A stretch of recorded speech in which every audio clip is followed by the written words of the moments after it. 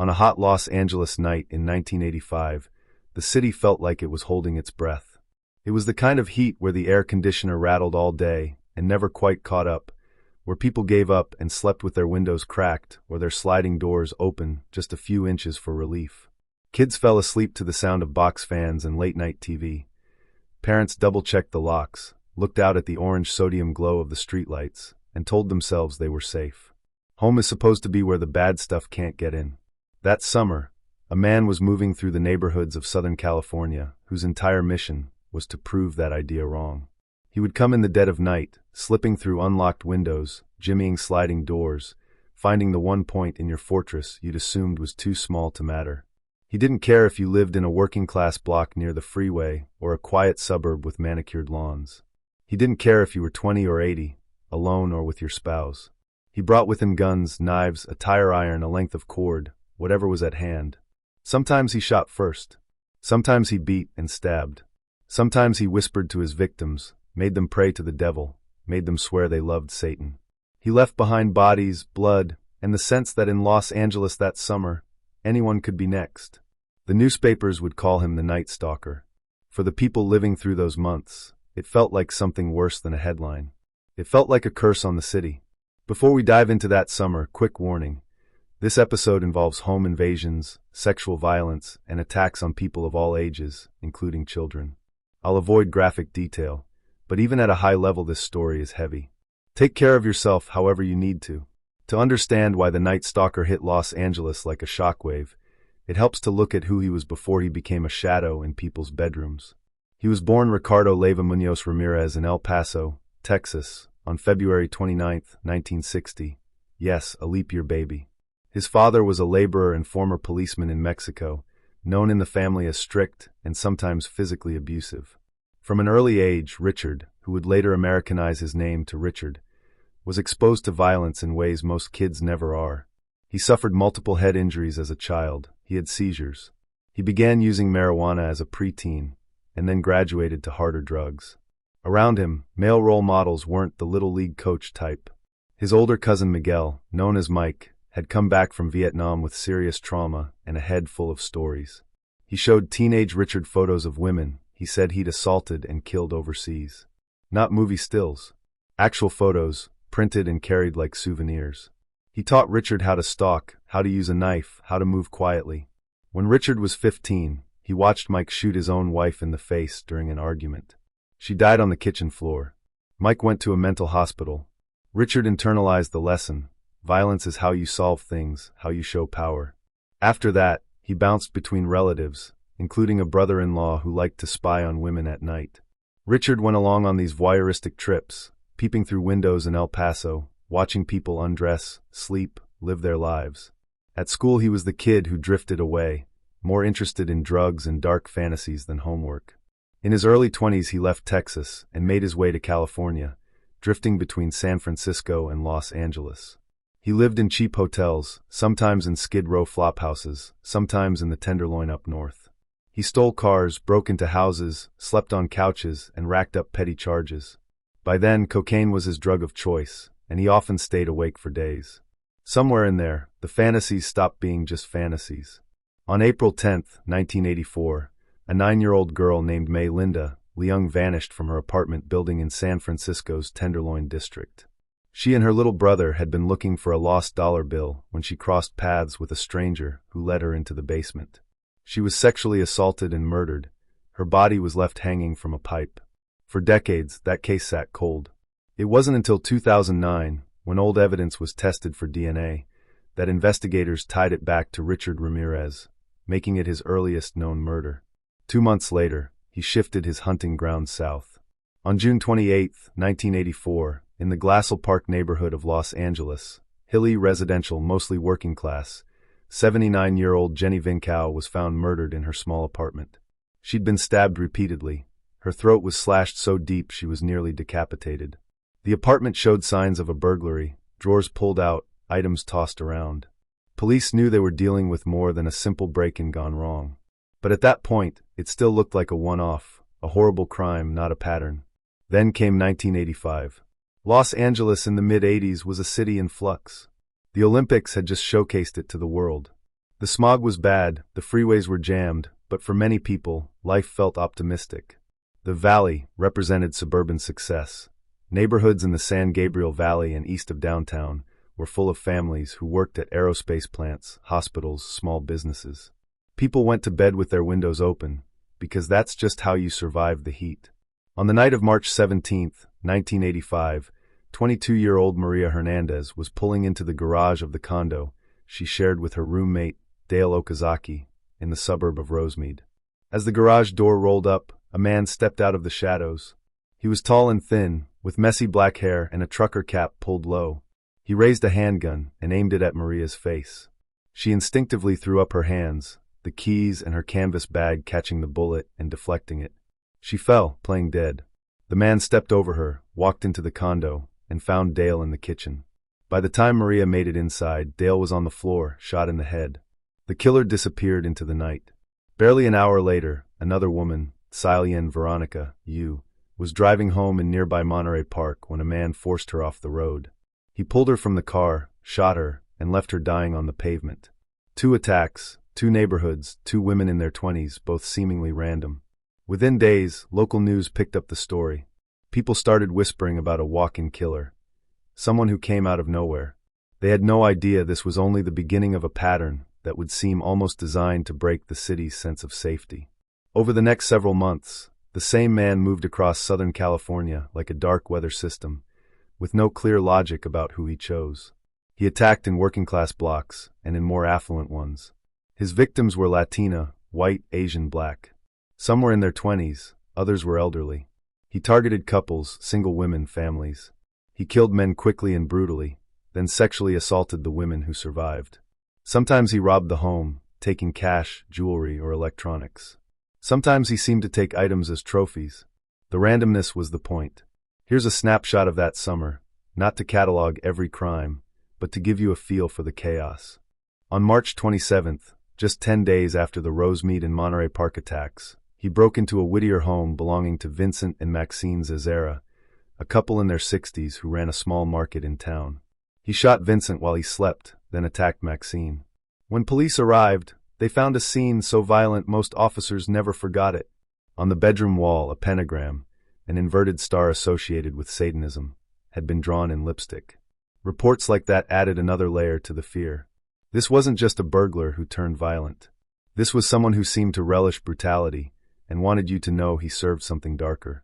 In May, he hit a home in Monterey Park, shooting 66-year-old Bill Doy and attacking his disabled wife, Lillian.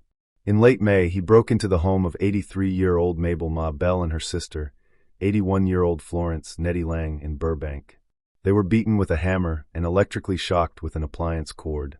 Pentagrams were drawn on their thighs and the walls. Word spread that he was making some of his victims swear to Satan. He'd tell women to swear on Satan, that they had no more money hidden. Survivors described his foul breath, his bad teeth, his smell of sweat and cigarettes and fear. By July, the list of attacks stretched across a map of Los Angeles County: Arcadia, Sierra Madre, Glendale, Sun Valley, more Whittier. One night, he'd go after a woman living alone. Another night, it was a couple asleep in bed.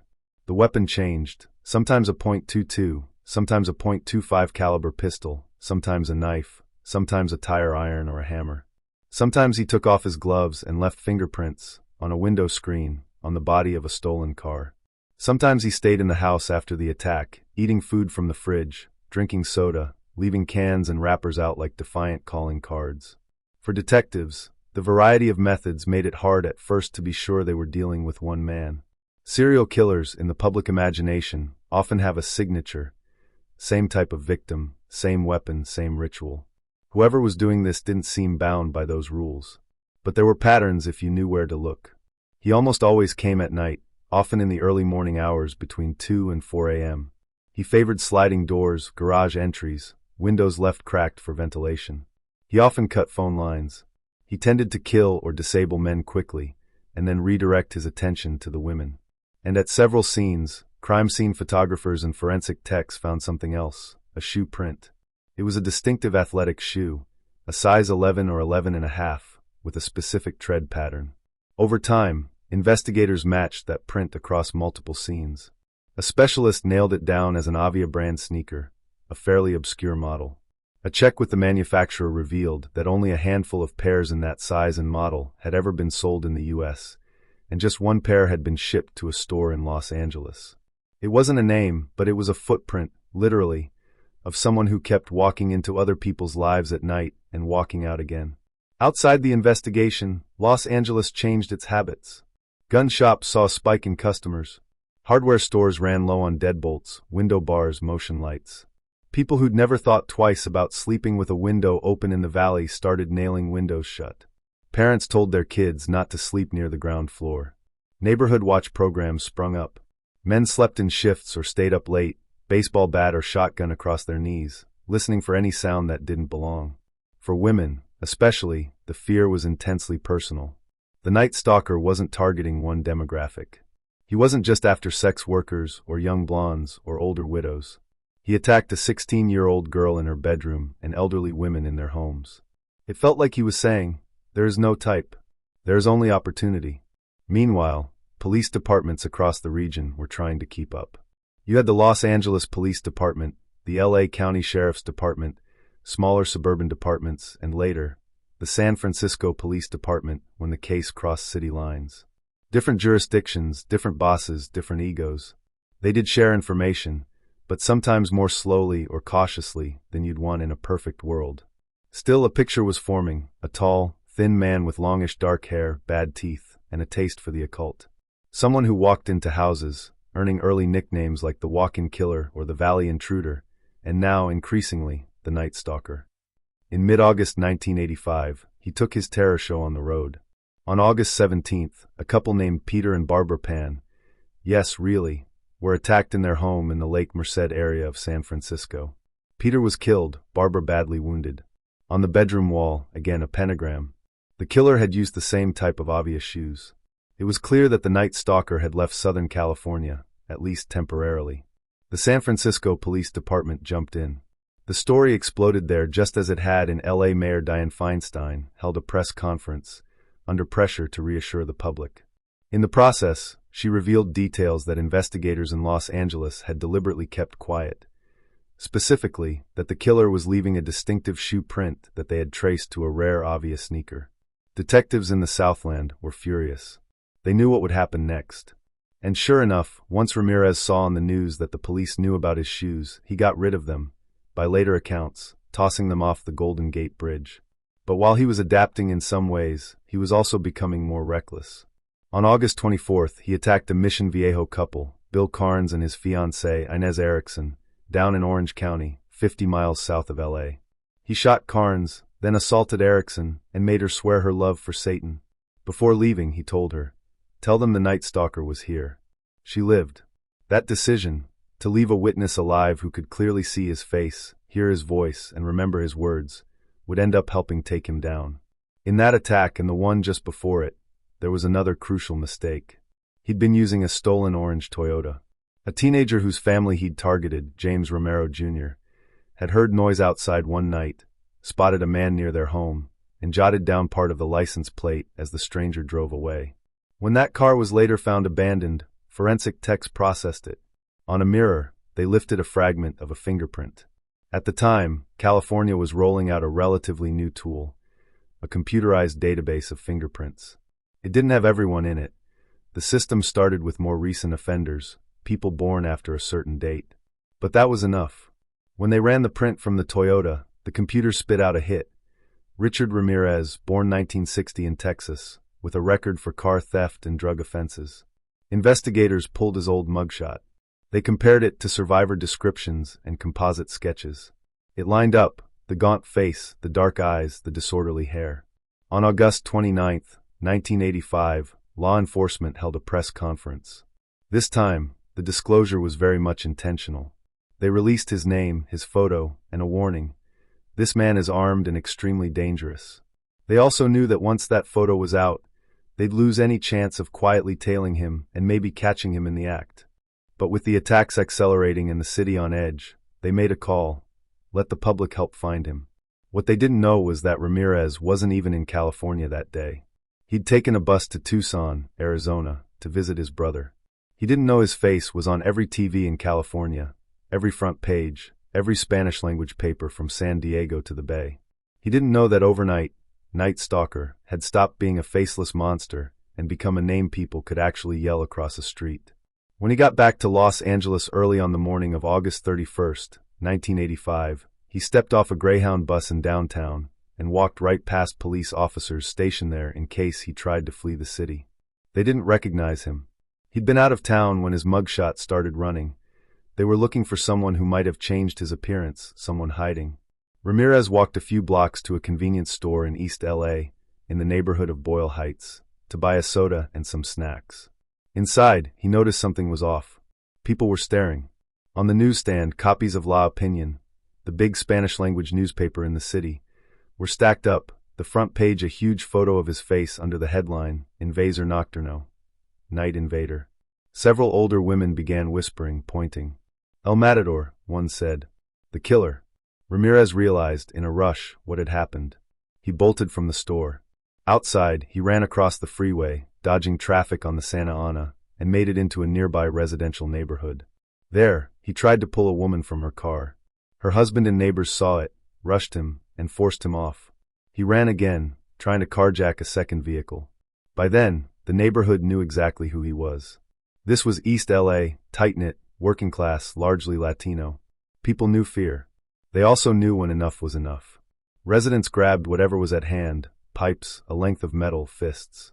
One man struck Ramirez over the head with what's often described as a fence post. Others swarmed him. There's raw archival footage of what came next.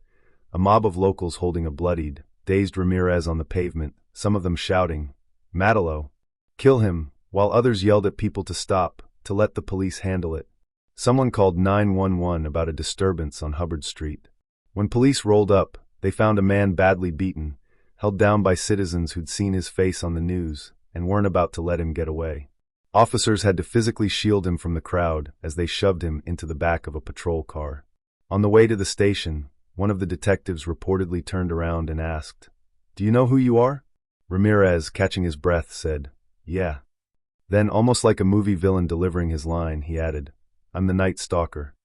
The ghost that had been haunting Los Angeles all summer was suddenly very real and very mortal, sitting in handcuffs with dried blood in his hair. From that point on, the case moved into a different phase. In custody, Ramirez initially stayed pretty quiet. He didn't confess, but he didn't exactly throw out convincing denials either. Investigators had more than bravado to work with. They had the fingerprint from the stolen Toyota linking him directly to an attack. The shoe print evidence from multiple crime scenes, all matching that rare obvious sneaker in his size. Ballistics linking bullets from different murders to the same guns, some tied back to Ramirez through people who'd owned or sold them. Stolen items from victims' homes that turned up in places connected to him. Survivors like Maria Hernandez and Inez Erickson, who could identify him as the man who'd been in their homes. Dental evidence, his distinctive, decayed teeth, remembered by victims and matched to dental records. Piece by piece, they built a case that didn't just say, "This guy might be our man." It said, "We can show you how he did this, and where and to whom." The trial, when it finally started in 1988, was a spectacle even by Los Angeles standards. This was pre-OJ, pre-wall-to-wall cable coverage of every hearing, but the Night Stalker trial still drew massive attention. Spectators lined up outside. The courtroom was packed with reporters, victims' families, curious locals, and, unsettlingly, a contingent of groupies, mostly women, who were drawn to Ramirez in a way that baffled and disgusted most observers. He played to that crowd. In one early appearance, he lifted his hand to show a pentagram he'd drawn on his palm and said, "Hail Satan," as cameras clicked. He wore dark sunglasses, smirked, and seemed to enjoy the whispers. At times, the trial dragged, slowed by legal challenges, motions, and the sheer complexity of presenting dozens of crime scenes, hundreds of pieces of evidence, and testimony from survivors and forensic experts. It ended up costing around $1.8 million. At the time, the most expensive murder trial in California history. Prosecutors laid out for the jury a horror story in chapters. The Vincow case, the Rosemead shootings, the Monterey Park attacks, the Zazaras, the Bells and Lang, the Pans in San Francisco, the Mission Viejo couple, and more. They brought in the shoeprint expert to talk about Avia. They played 911 calls. They had one victim after another point at Ramirez and say, "That's him." The defense had little to work with.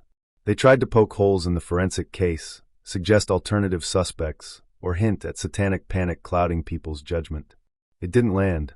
On September 20th, 1989, after months of testimony and more than a week of deliberation, the jury delivered its verdicts. Richard Ramirez was found guilty of 13 counts of murder, 5 attempted murders, 11 sexual assaults, and 14 burglaries, 43 felony counts in all, covering crimes committed between 1984 and 1985.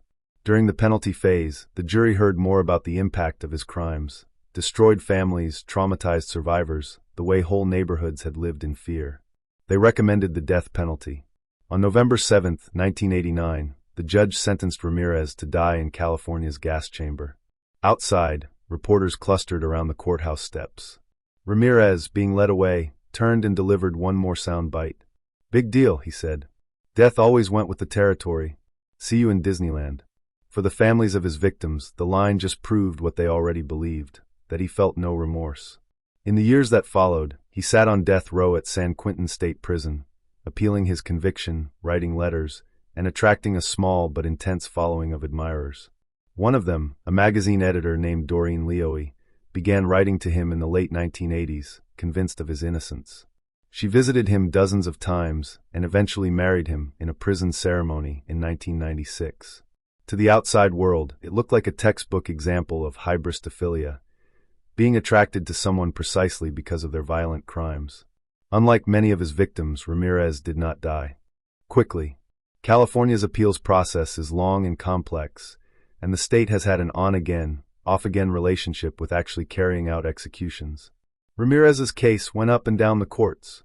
In 2006, the California Supreme Court upheld his convictions and death sentence. After that, more appeals were possible, but time and illness caught up to him first. On June 7, 2013, at the age of 53, Richard Ramirez died at Marin General Hospital from complications of B-cell lymphoma, blood cancer, along with chronic hepatitis C and the long-term effects of substance abuse. He'd spent nearly 24 years on death row and never made it to the gas chamber. So what do we do with this story now, decades later? First, we recognize what made the Night Stalker stand out, even in a country with far too many serial killers in its history. He shattered patterns. Most serial murderers have a type. They target sex workers or young co-eds or hitchhikers or elderly widows. Their crimes may horrify, but there's often a twisted internal logic. All their victims look a certain way or live a certain kind of life. Ramirez attacked across age, race, class, and geography. He went coast to coast inside one county, from quiet hills in the San Gabriel Valley to dense neighborhoods closer to downtown. His victims were 9 and 83, married and single, rich and working class. He also shattered the illusion that if you did all the right things, moved to a safe neighborhood, locked your doors, stayed out of trouble, the horror could never reach you. He chose houses because they were convenient, because someone left a window cracked in the heat, because he saw a garage door starting to close and slipped underneath. The randomness was part of the terror. Second, his case became a turning point for forensic work and interagency cooperation in California. The use of computerized fingerprint databases was still fairly new. The fact that a partial print from a car could be run through a system and spit out a name relatively quickly was a big deal in the mid-80s. The careful preservation of shoe prints, bullets, and other physical evidence gave prosecutors the leverage they needed later in court, especially against a defendant who loved drama and might have otherwise spun narratives. And third, the capture. The way it happened matters. After months of creeping from house to house like a ghost, the Night Stalker wasn't taken down by some lone heroic detective or a dramatic shootout. He was caught because ordinary people recognized him and refused to be victims. Yes, police did the work to identify him and release his photo. Yes, forensic scientists and analysts put in the hours. But when Richard Ramirez walked into that East L.A. neighborhood, it was the collective action of residents, many of them immigrants, many of them people who'd seen their communities stereotyped or ignored, who chased him down, pulled him out of cars, and held him until the law could take over. The same city that he'd terrorized for a year had, in the end, no more patience for being afraid. Today, if you drive through those neighborhoods on a hot summer night, you'll still see open windows, still hear the hum of fans, still pass houses where families are gathered around TV screens or phones, scrolling through the latest headlines about whatever new thing we're all supposed to be afraid of. The Night Stalker is long gone, but the questions his case raises are still with us. How do we design cities where people feel safe but not trapped? How do we value the lives of victims who live on the margins as much as those who don't?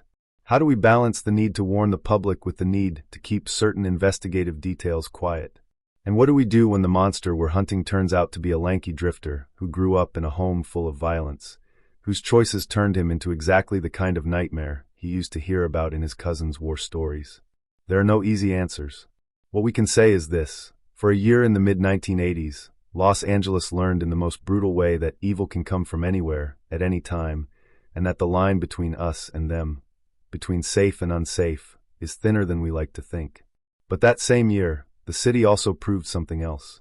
That when a community refuses to look away, when neighbors pay attention to each other, when an entire region decides that one man's reign of terror is over, the shadow doesn't get the last word. People do.